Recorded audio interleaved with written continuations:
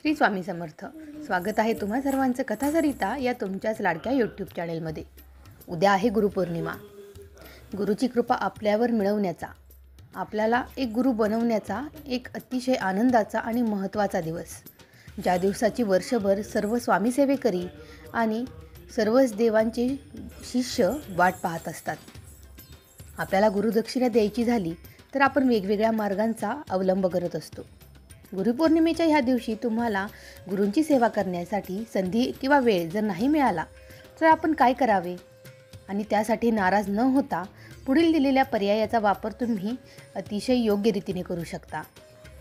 तो म्हणजे जर तुम्हाला स्वामींची सेवा करण्यासाठी गुरुचरित्राचं वाचन शक्य नाही झालं तरी काही हरकत नाही. तुम्ही गुरुचरित्रामधील 14व्या अध्यायाचे जरी वाचन केले तरी संपूर्ण श्री गुरुचरित्र वाचनाचं पुण्य तुम्हाला ह्या एका अध्यायामधून मिळत असतं, ज्यामुळे तुम्हाला संपूर्ण सेवेचं फळ, संकटमुक्ती आणि कायमस्वरूपाची गुरुकृपा देखील लाभत असते. चला तर मग वेळ वाया न घालवता आजच्या या व्हिडिओला सुरुवात करूया, ज्यामध्ये तुम्हाला 14व्या अध्यायाचे वाचन कशा प्रकारे करायचे, त्याचे नियम, विधी याची संपूर्ण माहिती मी तुम्हाला सांगणार आहे. त्यामुळे न चुकता व्हिडिओला शेवटपर्यंत नक्की बघा आणि अजूनही आपल्या चॅनेलला सबस्क्राईब केलं नसेल तर आपल्या चॅनेलला सबस्क्राईब करून घ्या. गुरुचरित्राचा 14वा अध्याय, ज्याला आपण क्रूर यवनास शासन असे नाव आहे, हा एक अत्यंत महत्त्वाचा मानला जाणारा अध्याय आहे. ज्या अध्यायामध्ये श्री नृसिंह सरस्वती यांनी त्यांचे शिष्य सायनदेव यांच्यावरती जी कृपा केली आणि क्रूर यवनास जे शासन केलं त्याचं वर्णन दिलेलं आहे. हा अध्याय म्हणजे गुरुभक्ती, गुरुकृपेचं सामर्थ्य आणि संकटातून मुक्ती देण्याचं प्रतीक आहे. भक्ताला गुरूंच्या संरक्षणाची खात्री आणि अटल विश्वास ठेवण्याचा हा जो संदेश मिळतो तो याच अध्यायामधून. हा अध्याय विशेषतः जीवनातील संकटांचा नाश करण्यासाठी प्रभावी मानला जातो. त्यामुळे गुरुपौर्णिमेच्या दिवशी तुम्हाला गुरूंचा आशीर्वाद मिळवून तुमच्या आयुष्यामधील संकटांपासून दूर राहायचे असेल तर तुम्हाला हा अध्याय त्यासोबतच मदत करत असतो. तर सुरुवातीला हे अध्यायाचे जे तुम्ही वाचन करणार आहात ते तुम्हाला पहाटे 3 ते सायंकाळी 4 या वेळेत कोणत्याही वेळी करू शकता. दुपारी 12 ते 12:30 ही वेळ श्री दत्त महाराजांच्या भिक्षेची वेळ असल्यामुळे तुम्ही त्या वेळामध्ये मात्र तुमचे हे वाचन टाळायचे आहे. हा अध्याय आपण उद्या वाचण्याचं आणखीन एक महत्त्वाचं कारण म्हणजे संकटकाळी किंवा अडचणी दूर करण्यासाठी वाचला जाणारा हा अध्याय तुम्ही शनिवारी किंवा गुरुवारी किंवा पुष्य नक्षत्राच्या शुभमुहूर्तावरती वाचू शकता. आणि उद्या गुरुवार आहे तर मार्गशीर्ष पौर्णिमेला दत्त जयंतीच्या सप्ताहामध्ये हा अध्याय वाचण्याला देखील उद्या इतकंच विशेष महत्त्व देखील असतं. त्यामुळे मार्गशीर्ष महिन्यामध्ये देखील तुम्ही हा अध्याय वाचू शकता. त्यानंतर जर तुम्हाला विशिष्ट संकटांमधून मुक्ती हवी असेल तर सुरुवातीला संकल्प घेऊन हा अध्याय स्वतंत्रपणे किंवा 14वा आणि 18वा अध्याय हा तुम्ही एकत्र वाचू शकता. गुरुचरित्राच्या 14व्या अध्यायाच्या वाचनाने तुम्हाला तुमच्या जीवनातील सर्व संकटे, भय आणि अडचणी दूर होतात. श्री दत्तगुरूंची विशेष कृपा तुम्हाला मिळते आणि ज्यामुळे भक्ताला मानसिक शांती आणि आत्मविश्वास मिळतो. सायनदेवाला मिळालेल्या आशीर्वादाप्रमाणे वाचकाला आणि त्याच्या कुटुंबाला अढळ भक्ती आणि संरक्षण मिळतं. त्यामुळे हा अध्याय मन एकाग्र करून आणि भक्तीचा मार्ग निवडला म्हणून तुम्ही वाचू शकता. हा अध्याय वाचन करत असताना तुम्हाला सर्वात अगोदर काही नियमांचं पालन देखील करावं लागेल. त्यामधील सर्वात महत्त्वाची गोष्ट म्हणजे वाचनापूर्वी तुम्ही स्नानसंध्या आणि आचमन करायचं आहे. स्वच्छ धुतलेले कपडे आणि सोवळ्यामध्ये हे वाचन तुम्हाला करायचं असतं. वाचनाचं स्थान स्वच्छ, शांत आणि पवित्र देखील असणं तितकंच गरजेचं आहे, कारण संपूर्ण अध्याय वाचन होईपर्यंत तुमचं मन तितकंच एकाग्र असावं.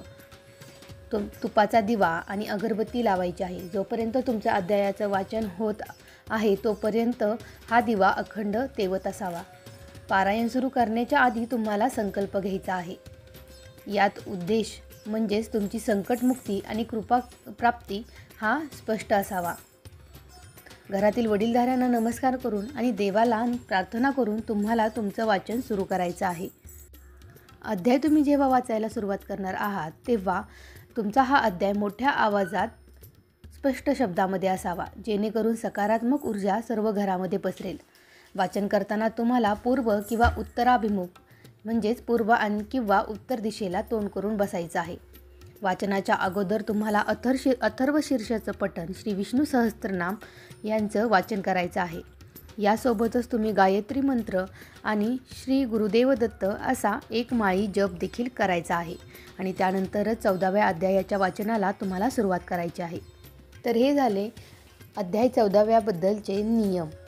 आता हे करत असताना तुम्हाला ज्या दिवशी तुम्ही हे पारायण करणार आहात किंवा हा अध्याय वाचणार आहात त्या दिवशी तुम्हाला सात्विक आहार म्हणून फळे, भाज्या, दूध यांचं ग्रहण करायचं आहे। लक्षात ठेवा, या दिवशी तुम्हाला मांसाहार, मद्यपान, तंबाखू आणि जुगार खाणे हे खेळायचे आणि खाण्याचे पदार्थ टाळायचे आहेत। सत्य, अहिंसा, ब्रह्मचर्य आणि शौच यांचं पालन करायचं आहे। स्त्रियांना जर मासिक पाळीच्या काळामध्ये हे वाचनाचे वेळ आली तर तुम्हाला ते टाळायचं आहे आणि तुम्ही दुसऱ्यांकडून हे वाचन करवून घ्यायचे आहे। जर तुम्हाला उद्याच्या दिवशी देखील असं काही अडचण असेल तर तुम्ही हे वाचन दुसऱ्याकडून करून घेऊ शकता। वाचनानंतर तुम्हाला श्री दत्तगुरूंची आरती करून साखर, दूध किंवा खडीसाखर यापैकी एक नैवेद्य अर्पण करायचा आहे।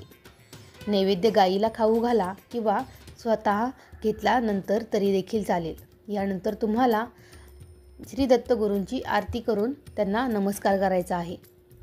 आता लक्षात घ्या की हे अध्याय 14व्याचं वाचन केल्यानंतर त्या दिवशी संध्याकाळी तुम्हाला जमिनीवरती झोपायचं आहे, पलंगावरती बसायचं नाही। आणखीन चामड्याच्या चपलाऐवजी तुम्ही नायलॉन किंवा रबराची चप्पल वापरू शकता। जर तुम्हाला सुतक किंवा अंत्यविधी असे कोणतीही गोष्ट असेल तर तुम्ही या अध्यायाचं वाचन टाळायचं आहे। काही परंपरेनुसार स्त्रियांनी गुरुचरित्र वाचण्याऐवजी ऐकावं असं सांगितलं जातं। त्यामुळं गुरुचरित्र वाचन तुम्हाला जर शक्य झालं नाही तर तुम्ही गुरुपौर्णिमेच्या दिवशी हा 14वा आणि 18वा अध्याय एकत्र वाचू शकता। हे दोन्ही अध्याय म्हणजे एक प्रभावी उपायच मानला जातो। पारायण पूर्ण झाल्यानंतर तुम्हाला पंचपदी किंवा अवतरणिका वाचायची आहे। ज्यांना कमी वेळ आहे त्यांनी किमान 11 ओळी तरी वाचाव्यात असं सांगितलं जातं। दत्त जयंतीच्या दिवशी 4थ्या अध्यायाचं वाचन करून तुम्ही पुष्पवृष्टीसह जसा उत्सव साजरा करता तसं या नियमांचं पालन करून तुम्ही 14व्या अध्यायाचं जर वाचन केलं तर तुम्हाला स्वामी कृपा आणि गुरुकृपा झाल्याशिवाय राहणार नाही। त्यामुळे नियमांचं काटेकोर पालन करून तुम्ही गुरुपौर्णिमेच्या दिवशी ह्या अध्यायाचं न चुकता खड्या आवाजामध्ये वाचन करा आणि स्वामींची अखंड कृपा तुमच्यावरती राहील। व्हिडिओ आवडला असेल तर आपल्या चॅनेलला लाईक, सबस्क्राईब आणि शेअर करा। श्री स्वामी समर्थ।